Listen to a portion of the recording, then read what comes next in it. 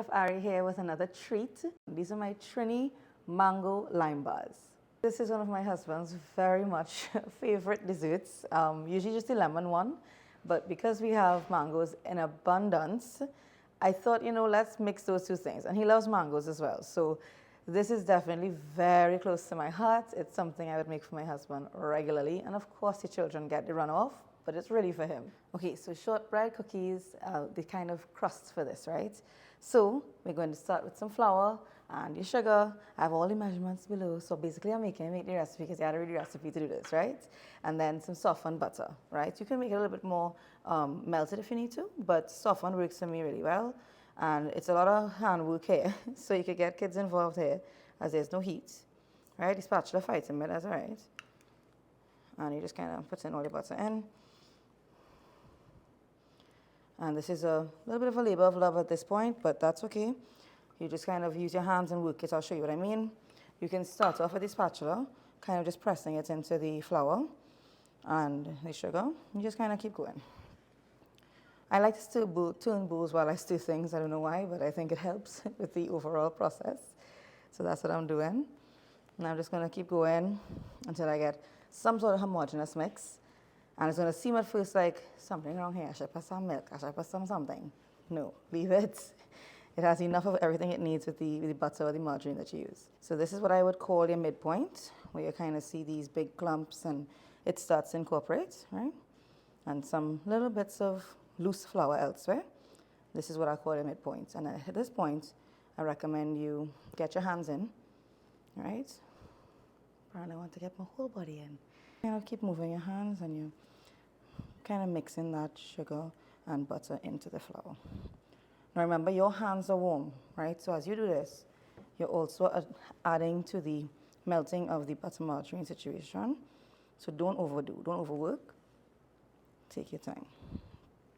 Alrighty, so now at the end point here, squeezing like Play-Doh basically, and once it stays together like a clump, you know you're good to go, because you can now form it, right? So I'm just showing you that just to make sure you get it again. Once you can pull it together like so, and now you have a clump, think of Play-Doh, that's what it should feel like as well, right? So we're going to put it right into our 9x9 now. We're just going to do a switcheroo. I'm going to bring this a little closer. And you could put all of it actually just in as is, and then we'll form it in there. So we're making no mess really. Right? And it looks like clumpy and weird now, that's okay. Kind of make sure it's even before you start forming, and then you can start with your pressing. So this is a really easy job, especially for the kiddos. So you can get them involved, get them off their screens, off their little backsides, and they could help with this part. Right? And this makes for really nice short bread cookies as well. Just if you want to make them by themselves, you can do that. So as you can see, it's looking pretty even and nice and so on. You notice that the color turned from very white flour to a bit of a yellow flour, right? That's because of the butter. So don't go greasing down the banner. You will end up with soup and dancing cookies like this. It has just enough butter for this particular recipe, so don't feel like you need to grease it, all right? And if you are worried though, you can put some wax paper in on both sides and then do this process, no greasing of any kind, so that when you're taking your bars out, you can lift them. But I find that this way has been fine for me over the years.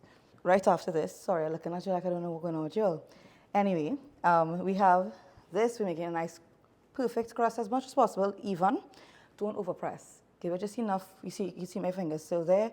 That's important. You can still kind of have movement. That's good. Don't beat the thing to a pulp. Then you get a fork, and you're putting about probably 5 little pricks of the fork, probably 3 times across, and then into the oven, 15 minutes, or as your oven gets it nice and golden. And then take it out, complete cool, and you'll see us do the filling.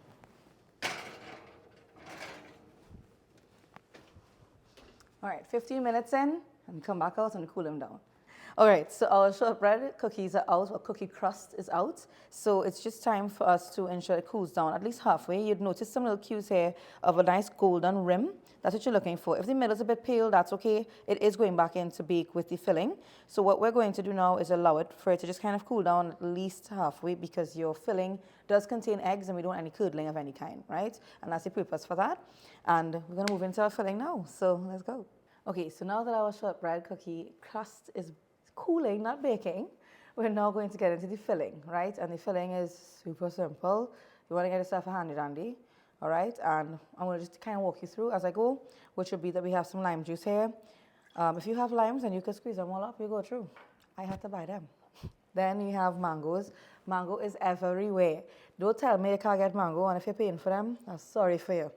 But you should be able to pull them off the tree, right? So you have all sort of mango here. Any mango of your choice. Graham, Julie, Cutlass, whatever you like. You want to go in with our eggs, right? Just 4 whole eggs. Some flour. The flour kind of helps this whole mix to bind up. I'm doing this because I like to ensure that it really gets, mixed in well. And I'm just kind of sprinkling. And then we have the sugar. It looks like a lot of sugar, and it is. I'm not putting all, reason being that those mangoes, it depends on how ripe you get them. These were kind of ripe, so I'm holding back on the sugar. And then to just add that extra lime vibe, a zest of a lime, a lemon, right? Remember when you're zesting, you want to get as much of the green, the white, right? So kind of go all around the lime, don't stay in one spot. The smell is so good. Just totally engulfing the whole dish, which is what you want. It's a very nice lemony, limey kind of flavor. And the mango just makes it so Caribbean. So we have to put the mango in. Those who are familiar with things like lemon bars and stuff like that, this is kind of like that. And then just put your bad boy in and ensure that it's a good homogeneous mix, which you'll see. And then that's your filling done.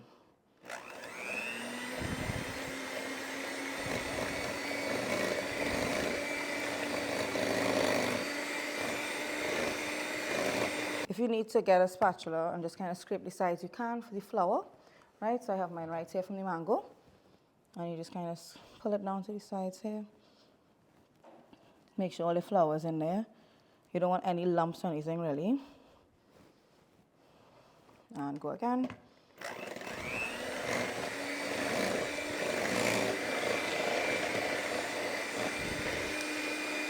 Perfecto. And it's going to look very liquidy and you'll be like, what? How is this even setting up?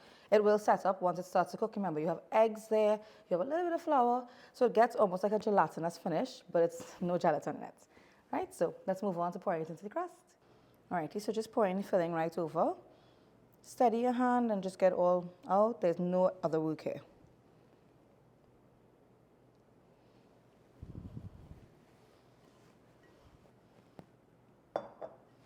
And right into the oven we go. Been 20 minutes, so we're kind of halfway there. I'm just going to pull this guy out and again give it a switcheroo in the back of it. So you see we're still seeing a little bit of liquid here. It's jiggling. We want that to become set, and that's why we're turning it, and that's why we're leaving it for another 15 minutes to continue.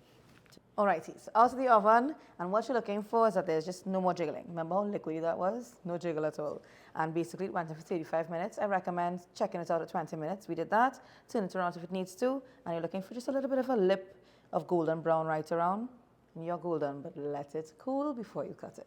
Okay, so now that we have cooled mango lemon bars or mango lime bars, you want to get a knife, the one that's most comfortable in your hand, and you want to get some hot water, so that helps you to kind of, cut through this, because you're going to get sticky stuff and you don't want it to end up destroying your beautiful bars. A little bit of water off though, all right, on some paper towel. You want to go around your dish first for a little bit, which you can see me doing here, and, just making sure I have enough room off of the edge of this lovely dish, and then we can start cutting. So I like to do 9 bars. So that's 3, which we have here. Perfect. And this is why we do it, right? So then you get your paper towel, wipe away from you, fold it every time you have to use it so that you're not smudging it, right? Do it again, and then back into the water. Same repeated process throughout the next cut. Now let's show a little bowler. There's no straight lines, but it's my lines. And I'm folding again, just to keep it nice and clean. And then back into water. Tap off. I'm turning this just so that I can get the straightest line possible.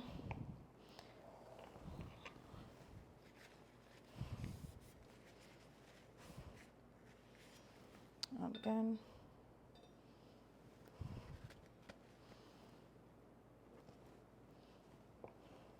Haha. So we've gotten them.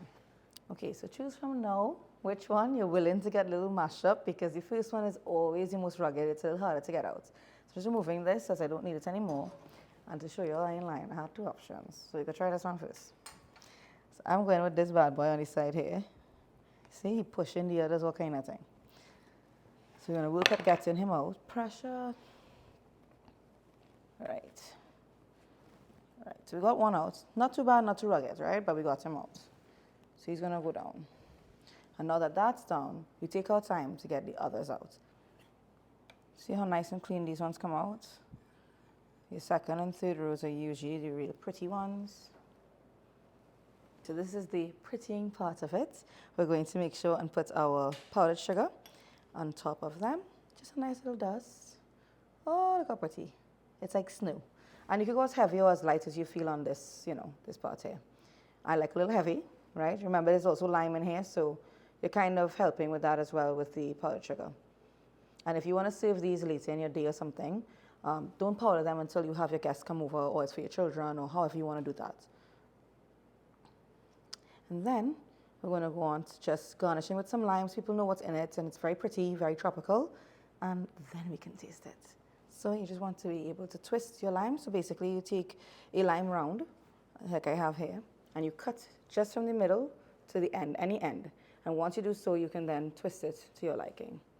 And that's what you're doing, right on top of each. If your love story ends with 6 children at the end, just like mine did, well, this might work for you. If that's not your jam, be careful with these bars. But I'm accustomed to them. Let's see if it may add another. We don't know.